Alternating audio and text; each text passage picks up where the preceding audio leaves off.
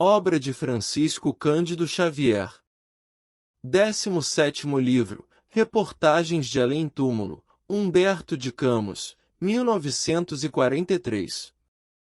Aos seguidores de plantão de Chico Xavier, meu salve.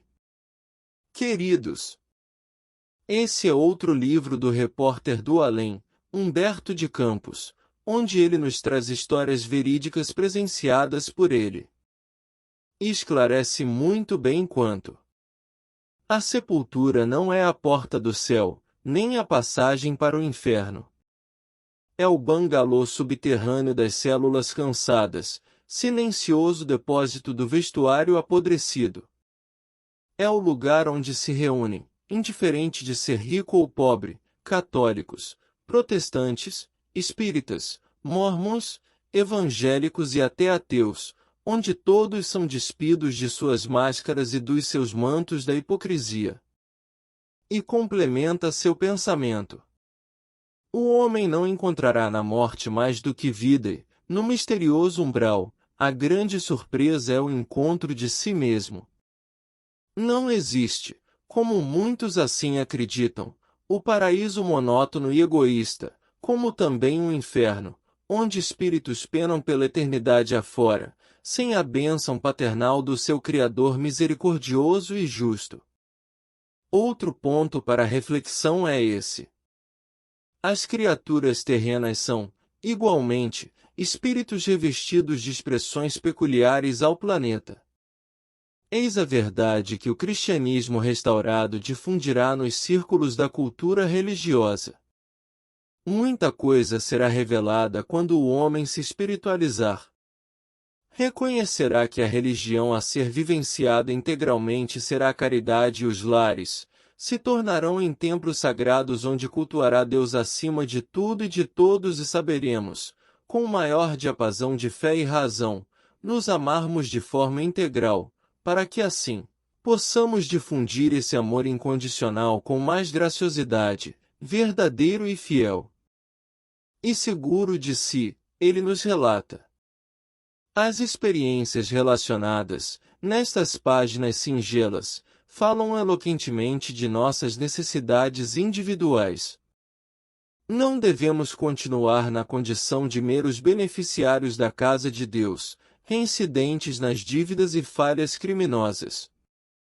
Toda reforma e transformação nos é assegurada pelas entidades que nos asseguram paz em nós, jamais interferindo em nosso livre-arbítrio, que já sabemos, não somos tão livres assim. E ele continua a disseminar a verdade nesse seu prefácio. É necessário, portanto, recordar que a existência humana é oportunidade preciosa no aprendizado para a vida eterna. Ensina-se-nos, aqui, que espíritos protetores e perturbados, nobres e mesquinhos, podem ser encontrados nos planos visíveis e invisíveis. Sempre questionamos a intervenção de espíritos a nos fazer de capachos, mas olvidamos que muitas vezes, encontramos esse tipo de espíritos em nosso lar, nas nossas amizades, na sociedade, nas religiões sob mantos de santidade. É só desenvolvermos o faro mediúnico desligado totalmente de crenças desse mundo que iremos descobri-los. Outra verdade inconteste ele nos relata. Cada criatura humana tem a sua cota de deveres e direitos, de compromissos e possibilidades. Zonas felizes e desventuradas permanecem nas consciências, na multiplicidade de posições mentais dos espíritos eternos. Tanto na terra como no céu, a responsabilidade é lei. Não existe um céu ou inferno como local determinado, desde que já tenhamos nossa consciência assegurada pela fé raciocinada, que nos esclarece como sendo regiões criadas pela mente ultrajada de conceitos religiosos e pessoais bastante falhos. E, para nos informar com mais profundidade seus relatos, vejamos os assuntos que ele nos presenteia: amarguras de um santo, o irmão Severiano, a vidência esquecida, espíritos protetores, o Natal diferente, o drama de André, o transporte revelador, o livre pensador, desapontamento de um suicida, o investigador inconsciente, o apelo inesperado, a cura complexa, o trabalhador fracassado, invocações diretas, a grande surpresa, caridade e desenvolvimento, a experiência de Catarino, narrador apenas. Quando Felisberto voltou, o valor do trabalho, a moléstia salvadora, o remédio à preguiça, a solução caridosa, a estranha indicação, tragédia oculta, assistência espiritual, dois companheiros, a queixosa, o diagnóstico, mania de enfermidade, o doutrinador rigorista, a crente interessada, obsessão desconhecida, a conselheira invigilante, proselitismo de arrastamento. Com certeza alguma dessas histórias acima narradas, você ou alguém que conheça, pode se adequar a elas. É só questão de foro íntimo dilatado. E ele nos convida à reflexão. Urge, pois, que os discípulos se despreocupem do espiritismo dos mortos, para colocar acima de todas as demonstrações verbalistas o espiritismo dos vivos na eternidade. É da evolução que a mediunidade que conhecemos hoje terá sua data de validade concluída. E, sendo dessa forma, a preocupação dos discípulos da nova era da caridade se preocuparão, a mais, com os espíritos que caminham conosco na terra, pois que nas regiões onde a sombra e o desespero, nos umbrais da vida, serão aos poucos esvaziados.